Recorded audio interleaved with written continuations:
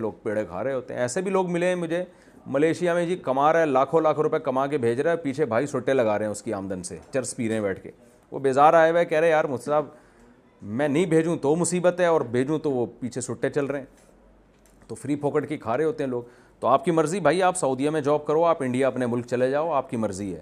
وہاں جا کے جاب تلاش کرو, جتنا ہو رہا ہے اس پہ بیوی بچوں کو بولو بھائی گزارا کرو, اس سے زیادہ میں نہیں کما سکتا. تو اپنی صحت اپنی, ورنہ دیکھیں ورنہ کمائیں گے کب تک آپ دیکھو نا, ورنہ تو 60-65 سال تک بس گئے کام سے, کمانے کی مشین ہی بنے رہو گے اور وہ کھاتے رہیں گے. تو وہیں جا کے جو روکھی سوکھی میں گزارا ہوتا ہے کریں آپ. بہرحال جائز یہی ہے, جائز یہ بھی ہے کہ سعودی عرب میں رہ کے کمائیں آپ.